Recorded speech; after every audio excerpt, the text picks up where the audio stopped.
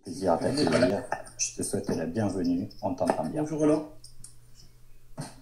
Donc, pour ce live, en fait, on aura un programme qui sera relativement simple, puisqu'en fait, on va parler photographie de papillon, certes, mais derrière, il y a beaucoup de technologies qui se cachent. Donc, je te propose, en fait, d'y aller en plusieurs temps. On va regarder un petit peu ce que tu fais et en quoi tu es connu. Puis on verra un petit peu quelques photographies de papillons, le matériel avec lequel tu travailles. Ce qui m'intéresse là-dessus, c'est surtout de voir comment tu traites la lumière, parce que ça fait partie des choses importantes. Et puis également, comment le choix de l'optique en fait influe complètement sur le choix de l'optique influe en fait sur cette écriture-là. Et puis le point Une aide belle là ici. Et puis ensuite, qui sera le point fort de ce live, en fait, directement, ça sera notre TP, puisqu'en fait, on a les 2 tiers du live qui reposent sur tes épaules et qui reposent en fait sur la mise en œuvre en fait de ton piège photo. Ok pour le programme? Oui, on va essayer de faire une vraie démo en direct live avec sans doute un petit effet démo. Il y aura sans doute quelques ajustements à faire en live, tant mieux. L'effet Bonaldi, comme on dit. Oui. Je te connais bien, parce que ça fait un paquet de temps qu'on se côtoie. Je crois que tous les photographes animaliers te connaissent, au moins ceux qui sont passés sur Montier-en-Der, parce que régulièrement tu exposes. On te voit très souvent également faire des conférences au Salon de la photo. On te voit également dans différentes revues photo, mais je pense que le plus sage, c'est que ce soit toi qui te présente. T'es qui, Gisèle? Oui, en fait, on me voit beaucoup dans des revues photo parce que je collabore avec l'équipe de chasseurs d'images depuis une quinzaine d'années. Et en particulier en ce qui concerne la photographie de nature, j'ai participé à la genèse du magazine Natimage, dont on voit une couverture ici. C'était en 2009 avec Michel Cognier. Et c'est devenu très rapidement un succès dans le monde de la photo de nature que d'avoir un magazine complètement dédié à la photo de nature. Et puis, je participe aussi tous les mois au magazine Chasseurs d'images pour lequel je rédige des articles, cette fois-ci plus à tendance technique. On voit par exemple ici un article que j'avais créé sur en 2009 lorsque les Z sont sortis. J'ai expliqué que, après avoir passé 3 mois avec le Z, quels étaient ses apports pour la macro. J'ai fait aussi l'été dernier un article assez intéressant où je suis revenu un petit peu sur l'historique des accessoires macro de Nikon, et puis on prend, si on a des questions, y revenir. Et je pense que un des intérêts des hybrides, c'est de remettre un petit peu au goût du jour des anciens accessoires comme un soufflet, des choses comme ça. J'en ai un là, d'ailleurs, je peux vous le montrer. Vous voyez, un soufflet Nikon PB6 comme ça. C'est quand même pas facile à utiliser, parce que il y a plein de contraintes de réglage. Mais avec un appareil hybride et le viseur électronique, c'est de nouveau plus facile à utiliser. Bon, ben super. Je suis pas sûr qu'on l'utilise aujourd'hui, mais on y va. Donc, on te connaît sur Natimage, on te connaît également parce que tu as fait 2, 3, 4, 5 bouquins, je crois. Hein, voilà, oui. Qui sont toujours à la vente. Voilà, donc j'ai fait plusieurs livres de belles images, donc soit sur les papillons, donc soit sur les libellules. Et puis donc là, on voit aussi un livre que j'ai fait avec Erol en 2014, qui est un livre plus technique sur. Où je livre un petit peu mes secrets techniques pour faire des photos macro un peu originales. Et puis je vais vous faire un petit scoop aujourd'hui, parce qu'on peut vous offrir quelques scoops. Je travaille de nouveau avec Erol sur un nouveau livre, qui est adapté, je pense, aux nouveaux outils, notamment aux appareils hybrides. Il devrait sortir à la fin de l'année. Pourquoi les papillons? C'est de la faute de mon père. En général, c'est la faute de sa mère. Maman, c'est qui m'écoute, mais là, c'est ton père. Et en fait, il était collectionneur de papillons. Et puis, quand j'étais tout petit, même dès l'âge de 3-4 ans, je le suivais dans la nature pour aller chasser des papillons avec lui. Et donc, c'est comme ça que j'ai découvert les papillons. Mais ça me plaisait pas trop d'épingler dans une belle collection des animaux que je trouvais superbes. Et quand j'avais 8-9 ans, donc j'étais au CM1, la maîtresse avait organisé une petite chambre noire au fond de la classe. Et donc, j'ai été initié à la photo comme ça. Et très vite, j'ai associé ma passion pour les papillons et la photographie pour les immortaliser par l'image plutôt que dans une collection. Ok, ça roule. Alors, je sais que les papillons, en fait, c'est sensible parce que tes photos, elles ont été utilisées également dans d'autres univers. Si tu peux m'expliquer ces 2 images. Oui, en fait, j'ai eu l'occasion en 2019 de décorer un nouvel hôpital au centre de la Belgique. Et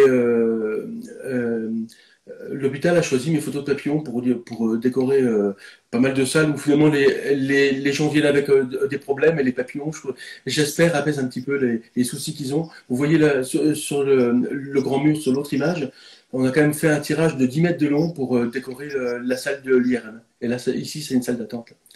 Voilà. Excellent. Donc, c'est une belle histoire, je trouve. Bon, on se connaît. Il faut savoir qu'on va parler du Note, on va parler du Z7. Pourquoi on est là aujourd'hui? Mais finalement, on est sur les réseaux sociaux. Ça provient d'un petit jog dans les réseaux sociaux également. Je crois que c'était un test que tu avais fait d'un produit Canon. Et puis, on Oui. a réagi derrière. Et puis, je me rappelle Ouais. plus l'histoire. C'était quoi déjà? J'ai oublié. Oui, en fait, comme tu voulais absolument pas que je quitte Nikon, ce que je veux bien comprendre, Roland, et que j'aime bien les chantages, je t'avais demandé de me prêter un prototype du nouveau 50 mm f1.2Z, et tu m'avais expliqué qu'il n'était pas disponible au moment où je voulais l'essayer. Et Nicolas Gillet, votre directeur marketing, m'avait dit, mais pour te faire patienter, pour attendre le 50 mm, on peut te prêter le Note Nikon. Moi, c'est une optique qui me semblait être complètement en dehors de mon champ d'intérêt du matériel Nikon. Bon, j'ai quand même accepté le test, hein, parce qu'une optique aussi mythique, ben, quand on vous l'envoie, ben, on refuse pas. Et j'étais absolument, je dirais, subjugué, surpris par la signature graphique de cette optique. Et quelques semaines après, ben, j'ai réussi T'as en adaptant craqué. un petit peu mon matériel, on va en parler, à sortir des images étonnantes. Et c'est tout l'intérêt, c'est ce que je trouve magique en fait. Il y a des outils qui sont faits pour des usages et puis c'est la façon dont on les détourne, on trouve d'autres usages. Et c'est ce Mm. que l'on verra. Ce Noct en fait, il n'était pas du tout fait pour de la photographie comme ça de nature parce que c'est une optique qui à la base amplifie les basses lumières. Donc c'est vrai qu'un portrait de nuit, ben, c'est sa prédilection, de la Ah ouais, vidéo de nuit, oui, etc. Ouais, tu l'as oui, là-dessus. oui, je l'ai. Et puis faire du papillon, de l'animal comme ça, c'était pas du tout attendu. Et c'était tellement pas attendu. Je crois que tu as été félicité par une personne où tu t'y attendais pas du tout et nous non plus. Ah oui, moi j'étais étonné, ouais, ouais. Ouais, Mais tu ça peux. fait très plaisir, hein. Mais c'est Monsieur Murakami, hein, qui est vice-président de Nikon et qui est responsable du design chez Nikon. Donc c'est le patron des bureaux d'études de la division Imaging de Nikon, qui m'a envoyé un message en m'expliquant qu'il avait montré mes photographies à l'équipe qui a conçu cette belle optique et que il était très content que les photographes trouvent des utilisations du matériel qui n'étaient pas prévues initialement par les concepteurs. Ce que tu viens de dire, Michel. Et ça, c'est juste magique. Et j'ignore comment il est arrivé sur cette vidéo. D'ailleurs, il y a une vidéo qui est en replay sur la chaîne YouTube Nikon France. On y va, on rentre dans cette conférence maintenant On y qu'on a va. fait Oui. connaissance avec tout le monde, parce qu'on est déjà plus de 80 à être en ligne et on a dit que tout reposait sur un TP. Par contre, si on veut bien recevoir cet épée, en fait, il faut quand même planter quelques bases. Et je crois que là-dessus, on a une sélection d'images qui nous permettront de comprendre deux choses. En fait, c'est l'écriture un petit peu de chacune de ces de l'écriture de chacune des optiques lorsque l'on est comme ça sur des mises au point rapprochées. Et puis, tu vas revenir Oui. également sur la lumière, sur le noct. Et puis ensuite, Oui. on va repasser sur ce TP que vous attendez tous. Cette photo, Oui. c'est fait avec quelle optique déjà? En fait, ça s'est fait avec ce petit objectif-là. C'est fait avec un 400 mm de 8 qui n'est pas du tout fait pour la macro. Donc, encore une fois, on peut sortir les optiques de leur usage initial. Et je vais d'abord vous montrer cette image-là parce qu'en fait, c'est une photo ratée, ça. En fait, c'est une image comme quasiment toutes mes photographies qui est éclairée au flash électronique et il y a deux flashs qui éclairent l'arrière-plan sur la partie gauche qui ne sont pas partis. Donc je me suis retrouvé un peu involontairement avec une image assez contrastée alors que je voulais réaliser une image beaucoup plus douce qui montrait l'envol d'un petit papillon très commun qui est un pierride. Et sur l'image qui est juste après, si, voilà, on va voir... Non, non, c'est pas celle-là, c'est tu l'as celle-là. pas. C'est celle-là, voilà. C'est celle-là. Donc on voit l'image exposée comme je le voulais. Donc on voit à quel point un changement dans l'éclairage tout simple, un flash qui est pas parti, peut changer une image. Donc là, sur un papillon commun, on peut faire des choses un peu osées, comme ici où j'ai réussi à afficher sur l'image trois positions d'un papillon qui s'envole. Voilà. Pas simple. Je vois qu'il y a Bernard Rome qui nous rejoint. Bernard Rome qui a écrit également pas mal de bouquins sur les Z, où on a vécu un petit peu ensemble chez Nikon. Salut Bernard. Voilà. Cette Donc ça, image-là, voilà, donc ça c'est une image qui doit tout son rendu à la lumière, hein, parce que c'est vraiment très important la lumière dans mon travail.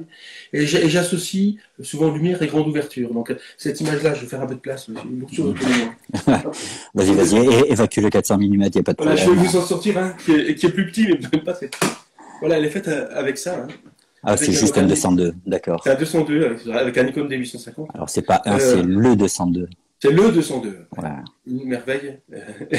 Donc je l'ai acheté il y a 15 ans. Et comme quoi il faut investir dans des optiques, c'est plus important que je pense dans les boîtiers parce que les très bonnes optiques, on les garde très longtemps et elles ne perdent pas de Ouais. qualité en prenant de l'âge. Faut investir aussi dans les boîtiers, il faut investir dans les deux. Il faut tout le temps investir. Je peux me permettre de vous conseiller. Donc cette image-là, elle est faite avec le 202 à f2. Mais le rendu de l'arrière-plan tient tout à la lumière. En fait, il y a un éclairage en contre-jour dans un chêne vert en automne, avec une lumière un peu crépusculaire, qui donne ce bokeh très crémeux, qui est l'association de la qualité de cet objectif-là quand même, mais de la lumière. C'est-à-dire que si on n'avait pas travaillé la lumière, l'image serait beaucoup plus banale. Donc c'est pas simplement une histoire d'avoir le bon objectif, c'est aussi avoir la bonne lumière au bon moment. Donc, je résume. D'abord, une optique plutôt de très grande ouverture pour nettoyer complètement les arrière-plans et faire un petit côté réel. Tu adaptes la focale un petit peu en fonction des sujets. Tu gères Oui, la mise au point c'est mini. ça, Ça, c'est le choix du matériel. On a compris qu'un grand capteur, parce que tu travailles également en D850, c'est important pour oui, tous les recadrages et les grands tirages derrière.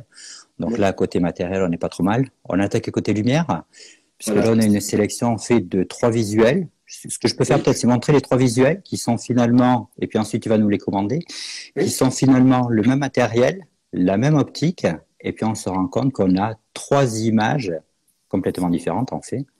Voilà, donc Et ça, c'est ça tient à ce plan la lumière. d'éclairage. Uniquement la lumière, oui. En fait, c'est une image toute simple, hein, c'est je dirais la dernière feuille d'un noisetier au début de l'hiver, et qui est dans une ambiance très douce parce qu'elle est encore prise avec ce petit objectif là, ça fait avec le 202. La première image, je sais pas celle-là si tu peux me montrer. C'est la plus dense, c'est Non, celle-là. Ouais. Donc ça, c'est une image qui est faite uniquement avec la lumière naturelle. Donc c'est sur une journée qui est nuageuse, donc une lumière extrêmement douce.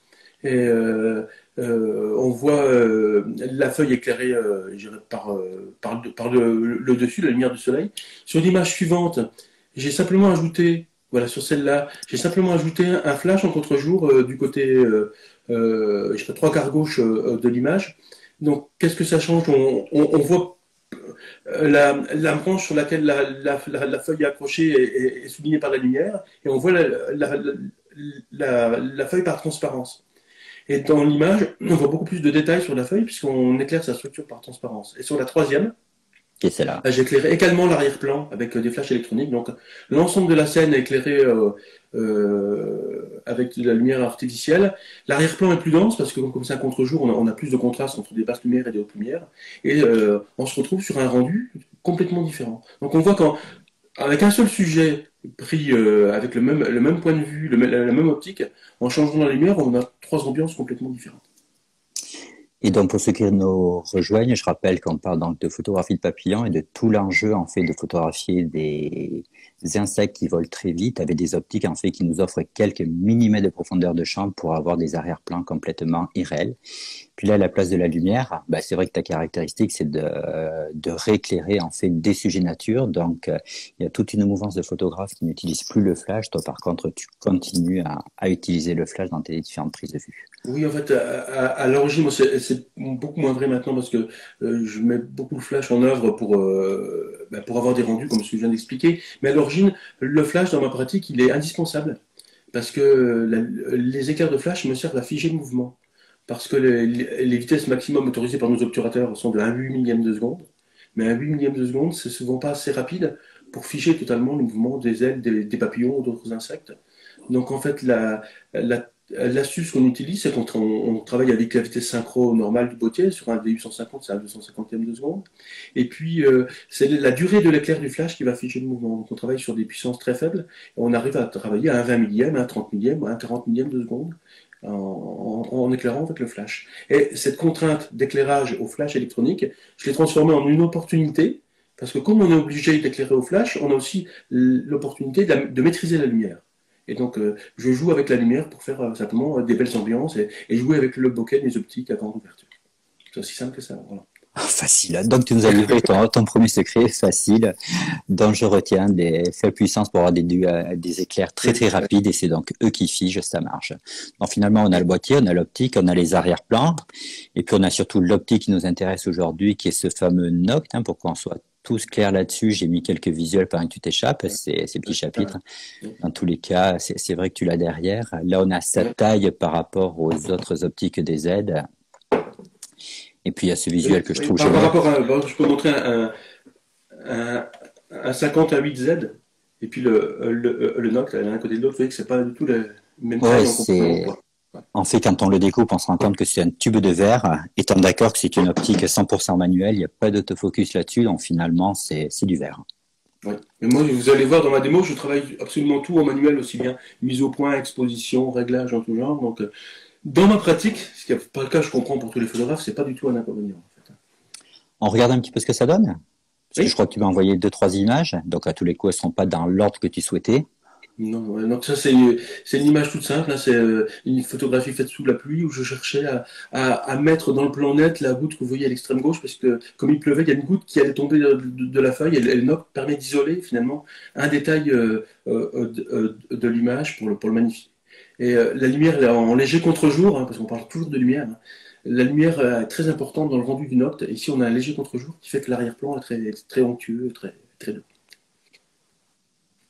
Donc là aussi, encore la lumière est très importante, hein, c'est un coucher de soleil en fait dans un boulot. Et le disque qu'on voit dans la partie basse de l'image n'est rien d'autre que le soleil vu par le Noct à f0,95 qui donne une image quand même très particulière. Alors, il y a une première question qui est tombée, qui interroge un petit peu, et du coup, je te la pose, puisqu'a priori, tu as des lumières naturelles là-dessus, tu as des couchers de soleil, tu réclaires parfois au flash, et il y a Philippe qui cherche à savoir un petit peu comment tu règles tes balances des blancs, puisque potentiellement, la couleur du flash est peut-être pas forcément la couleur de ton ambiance. Ah oui, alors oui, quand on associe flash et ambiance, surtout avec des couchers de soleil, en fait, il faut adapter la lumière du flash au soleil. Et c'est pas c'est pas une problématique de balance des blancs, c'est une problématique d'avoir la même température de couleur pour la lumière artificielle et pour le flash, et pour le soleil. Et l'astuce est toute simple. On met un filtre orangé sur les flashs pour avoir une lumière artificielle chaude. Et il y a un type de filtre qui fonctionne très bien pour les couchers de soleil, qui est les filtres d'ailleurs que je crois que Nikon vend avec les Et flashs ceux, ils sont Cobra, livrés hein, directement. qui est le flash pour adapter le filtre pardon, pour adapter la lumière artificielle à la lumière tungstène. Ça fonctionne très bien. Vous savez, c'est le filtre orangé assez dense qu'on trouve avec les flashs Cobra, SB5000, SB910. Voilà, et donc l'astuce, c'est de faire en sorte que si par exemple on a une lumière extérieure qui est dans les 8000 Kelvin, eh ben, on fait en sorte que notre flash passe de 5000 à 8000 avec la Oui, gélatine, et puis notre boîtier, on le met sur 8000 et on neutralise tout. voilà, c'est ça. Je crois qu'on a répondu. On continue? Tu as une autre image qui Donc est voilà un sympa? exemple. Voilà. Alors, On a un ma exemple tête, elle concret. cache presque un petit peu le papillon. Je suis désolé, je peux pas me Oui, reculer, oui. c'est la mise en page. Voilà, donc ça c'est une image faite avec le 408. Vous voyez que le 408, il permet vraiment d'avoir un fond extrêmement uni, extrêmement dépouillé. Et sur un coucher de soleil, l'avantage du 408 utilisé à peu près à 3 mètres de distance, c'est qu'on a un disque solaire qui remplit presque tout l'arrière-plan. Et le papillon ici serait complètement noir si on n'utilisait que la lumière naturelle. Donc là, j'ai justement utilisé un flash pour déboucher le contre-jour et j'ai mis un filtre orangé sur le flash.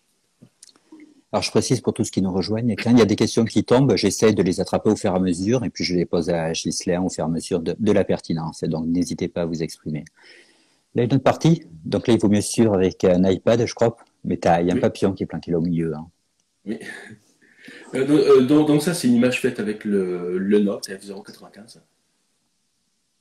C'est la toute première photo que j'ai de papillon vol que j'ai réussi avec le Note. Celle-là, j'ai passé du temps devant mon écran avant de croire vraiment ce que je voyais.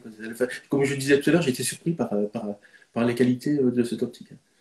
Ben, moi, je suis surpris par ton travail parce que si j'analyse bien, vous êtes très nombreux et là, je reconnais plein de noms de photographes animaliers. Spécialisé papillon, vous êtes moins nombreux. Référent dans le monde, vous êtes 5. Et finalement, tu es le premier à avoir fait des papillons en octe. Et je crois être le seul. Et il faut savoir que j'ai montré ces photos à mon mentor et ami, hein, parce que Stephen Dalton, qui est le pionnier, c'est donc le maître de tous les photographes qui font des photos d'action d'insectes comme ça, reconnaissent. Quand il a vu ces photographies faites avec le Noct, il m'a dit toutes les photos que tu montres sont des photos gagnantes dans des concours, mais ne participe pas au concours, ce serait déloyal. Il m'a répondu à quelque chose comme ça. Excellent. Donc il a apprécié lui aussi le rendu du Noct.